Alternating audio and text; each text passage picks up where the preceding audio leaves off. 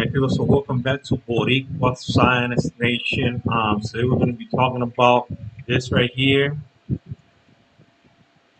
This right here. The Puerto Rican Mexican killers. Okay, the Puerto Rican Mexican killers. Felix Tito Trinidad and Wilfredo Gomez. Okay. We're going to be talking about those two Puerto Rican monsters. The real Mexican killers. Okay, let's talk about this. We're gonna be talking about the fight between Caleb Plant and Dea Benavides. Okay, we're gonna be talking about that family. So we'll be right back. Okay.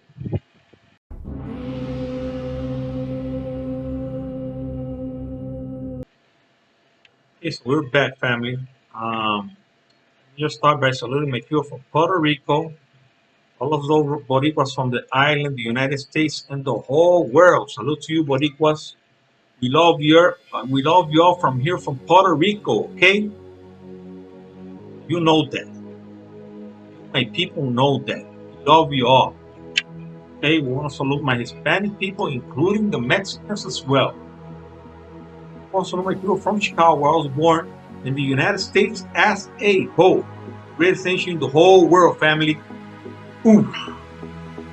Okay, so we're just gonna go over there and take a look at how Felix Trinidad, Tito Trinidad, and Wilfredo Gomez did against Mexico. Okay, we know that Wilfredo Gomez beat 10 of them and knocked them all out. He only lost to Salvador Sanchez. I can say Salvador Sanchez was one of the best Mexican fighters of his time, but I think that in a rematch, Wilfredo Gomez would have done a better job against them, because Wilfredo Gomez was not a 126-pound fighter. He was a 122-pound fighter, and not everybody could go up in weight and just keep on going up and beating everybody. Not everybody could do it. Okay. Now, Wilfredo Gomez just beat up all the guys he faced on the 122-pound division. The only fights he lost were over them. Okay. Let's go over there and let's take a look at it. We'll be taking a look at this Vivo, and we're going to talk about something about the Miss Vivo, because everybody likes to talk about the last fight. They judge all the fighters on their last fights. Okay, you cannot do that.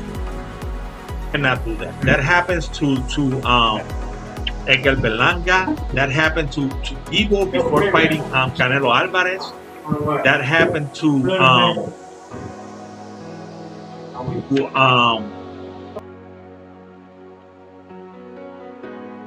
Caleb Plant after fighting Canelo Alvarez, and it happened to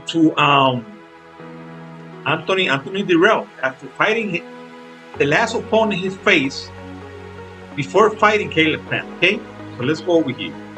Okay, we're gonna go over here. So with Wilfredo Gomez on BoxRec, we're gonna see the fights he lost. He lost 3 fights. Okay, he lost to this guy right here in the 130-pound division. He was older here. Right? He was older. This was on 86. He fought Salvador Sanchez on 1981. Okay, Salvador Sanchez, right? Okay, he got knocked out by Salvador Sanchez. That was in the time where they used to fight in 15 rounds. We all know that Wilfredo Gomez was not taking that fight seriously.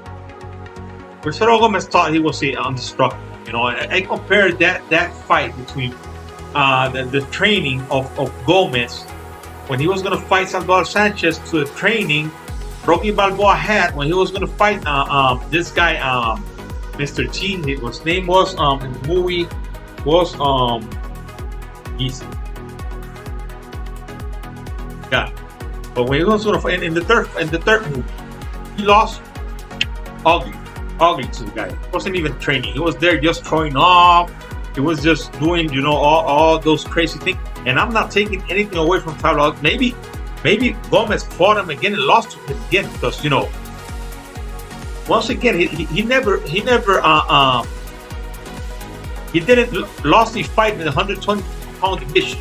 The only fights he lost were in the 126-pound division and over and over. Because he lost to Salvador Sanchez in that weight class, and he lost to this guy right here, to Azuma Nelson in the 11th round.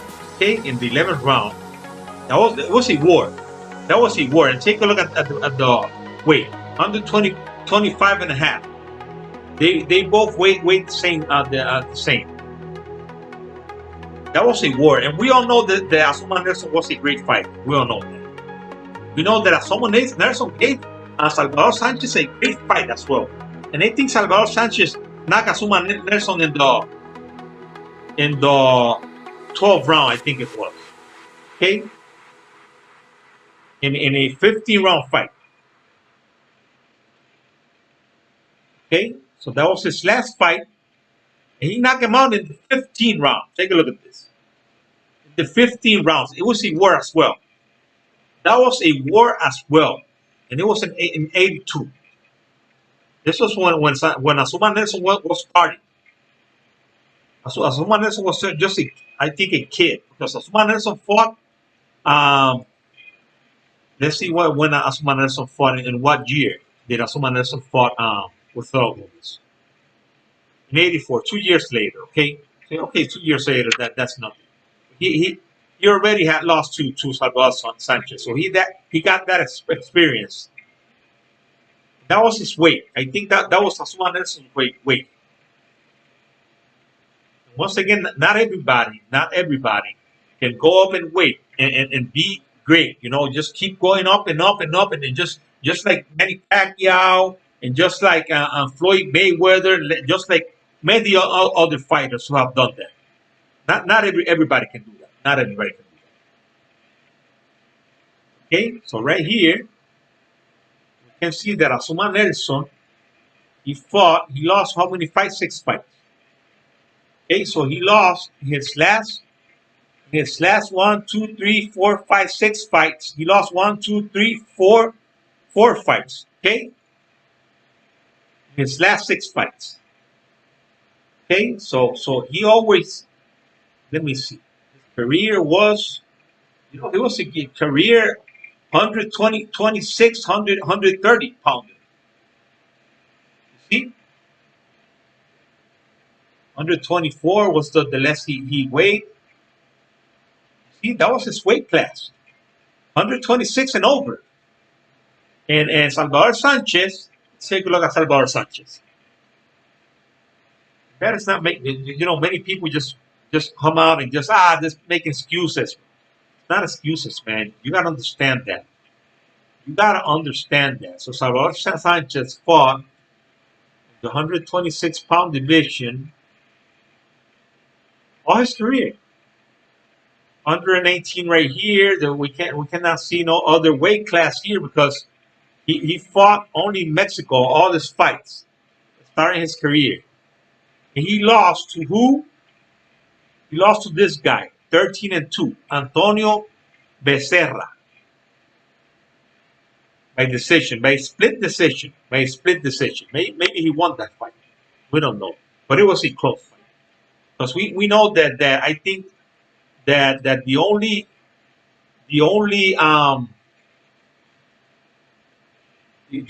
ugly thing that Gomez had in his record was a draw he had at the beginning of his career as well. Take a look at this.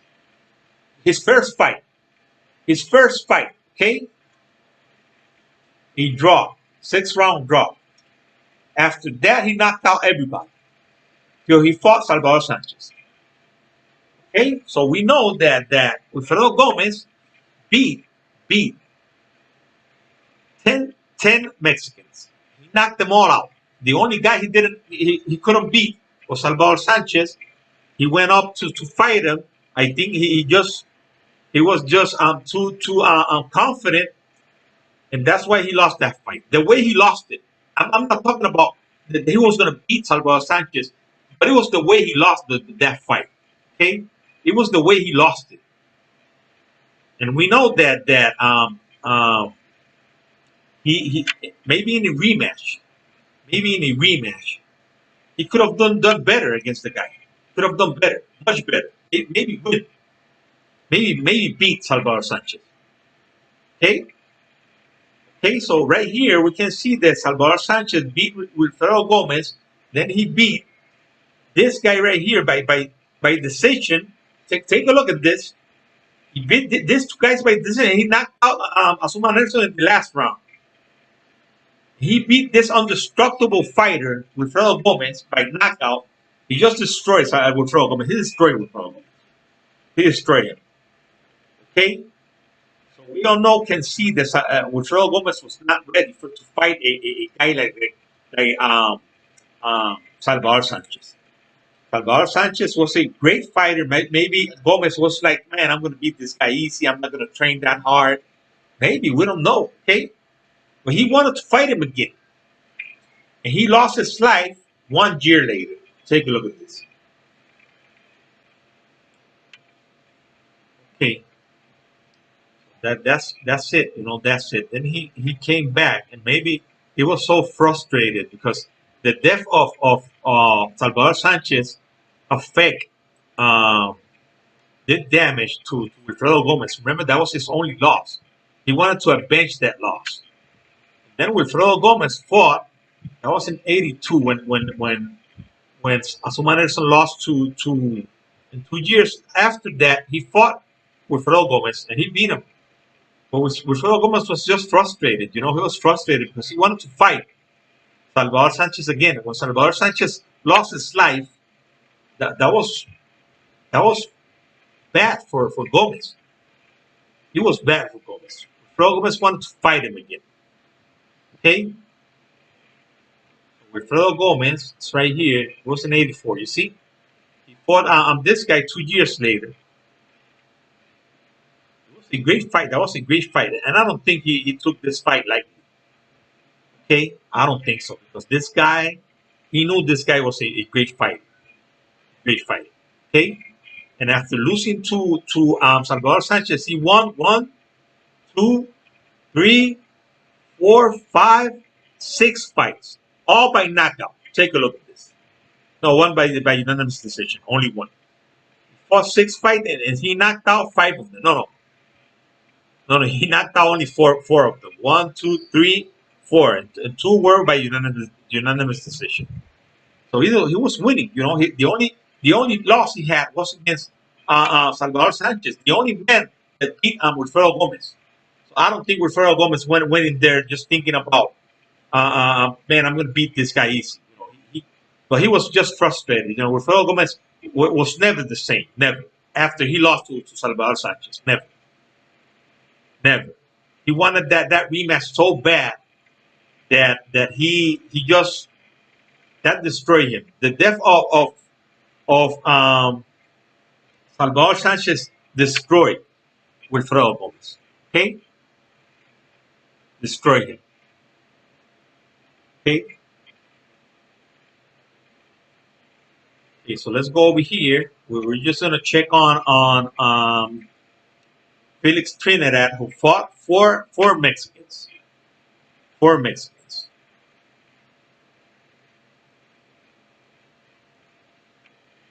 Fought four Mexicans. Trinidad.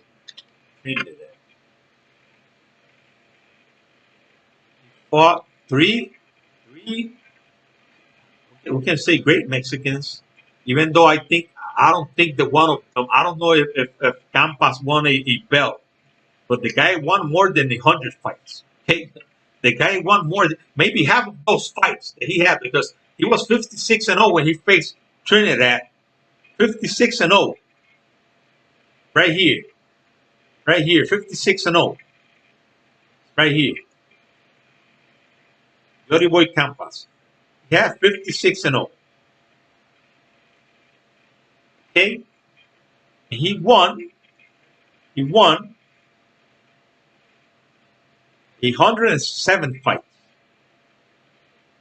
He won 101 more fights after fighting Felix Trinidad, and he knocked out 82 of them. And he lost 17 fights and got knocked out nine times. Okay, still the guy won. The guy won more than 100 fights. And that is not easy. Even though you're fighting, maybe half of those fights or maybe more were against bums. And the only Mexican he fought was at the beginning of um, Edgar Belanga's career. Pedro Aguirre was the guy, or Alberto Cortez. It's around here. It was one of these guys. Raul Gonzalez, Jose Alexis. I think Raul Gonzalez was the other guy. And he knocked him out. There he is. Raul Gonzalez finished with 8-3 career, but he was a Mexican. We gotta count him. We gotta count the guy. And the only one Tito Trinidad didn't knock out was Chicken De La Hoya. He was just running all the fight. He was running all the fight. That is why they gave the fight to Tito Trinidad because he didn't want to fight.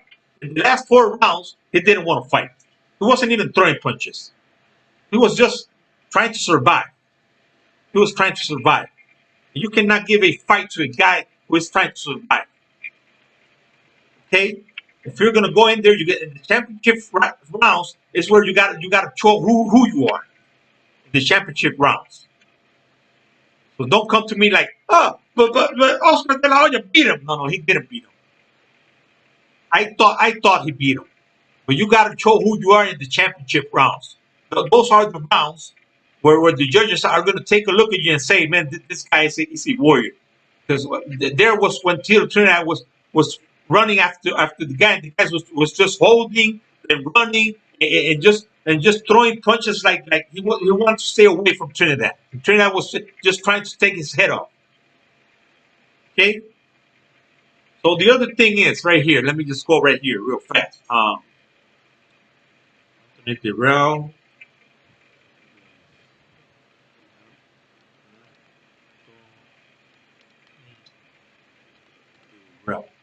Anthony Dirrell. Anthony Dirrell. We judged Anthony Dirrell for his fight before fighting Caleb Plant. He knocked out a guy in the first round, in the fourth round. Okay, in the fourth round, and then and we all know that Caleb Plant lost before fighting Anthony Dirrell. And take a look at the age, 38 years old. When he fought David Benavides, he was 35. He was 3 years before fighting Caleb Plant.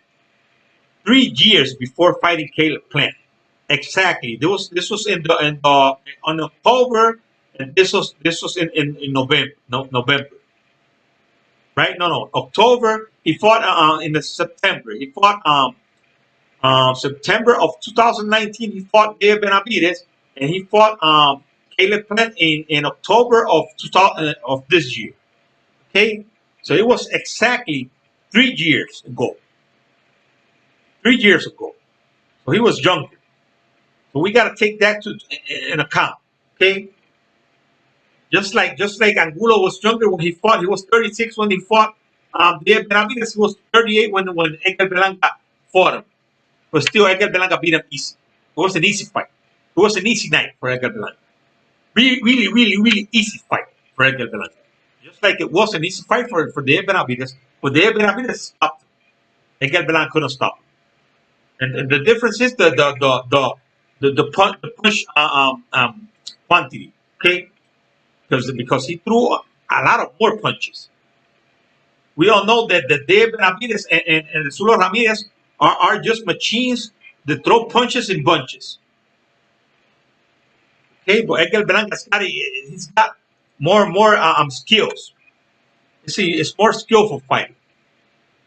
He showed that in his last fight. You can hear to many crazy people saying, "Oh, Edgar Berlanga looked so bad in that fight. He looked really, really bad." No, he didn't, man. He looked great. Just because you hate him, you're not gonna see Edgar Berlanga fighting great. Okay, you're not gonna see him. You're not gonna give Miguel Belanca any credit. Any credit. Miguel Belanca is gonna shut all your mouth. He's gonna do it. So this guy lost the way he lost against Caleb Plant, and now many people are saying, he might, I think he can beat Dave Benavides. I don't think so. I don't think so. I think that Dave Benavides is gonna just beat up Caleb. He's gonna knock him out. He's gonna, and I like Caleb Plant. I like Caleb Plant. There's when Canelo Alvarez is gonna retire because supposed, supposed, um, um, Canelo's gonna have to fight the winner. Supposed, okay. But we all know that Canelo always does whatever he wants to do. Okay. The same thing happened to Dimitri Bivol. Okay. The same thing happened to Dimitri Bivol. Dimitri Bivol fought two guys before fighting Canelo Alvarez and didn't look so good. There were two close fights against these two guys. Against Umar Salamov and Great Richards. Okay. And that is why Canelo Alvarez chose Dimitris Bivol to fight him. Okay, that is why. But you cannot judge the fighters for their last fights. That is why many people are confused with Egal Berlanga. Many people, because you cannot judge the fighters for their last fights. Maybe Egal Berlanga, of those four last fights, he didn't look so good in two of them. But there are many factors that you got to take into account. Many factors. Ekel Belanga had just knocked out his first 16 opponent. Okay, he had to go past that. That is a new experience for him. At the same time, he got injured. Got injured. He hurt both of his arms. He hurt his left bicep. He got a surgery for it, and then he hurt his right elbow. Okay, so you can judge him all you want. But once again, man, keep judging him. Keep judging Edgar Belanga. And he's going to surprise all of you. All of you. All of you. That is why you cannot judge any fighters for their last fights. They win. That is the most important thing is for them to win. That is the most important thing. They win. There's nothing you can do, man. Nothing. You can talk all you want. But if they get the victory, like Miguel Belanga got those victories, and I got the evidence, okay? I got the receipts to show them to you. Because you can say he lost, but by you saying he lost, you're not saying anything because you're not showing any proof that he lost. I got the proofs that he won. Okay?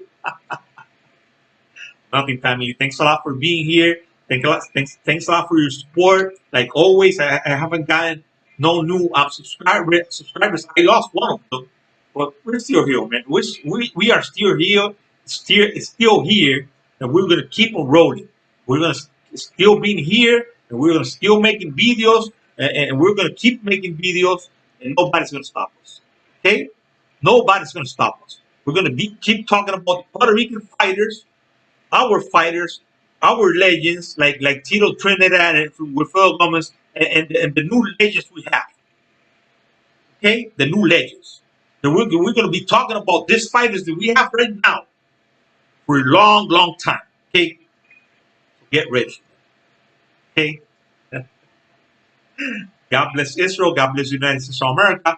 God bless this beautiful island. God bless you all, my family. I will see you later.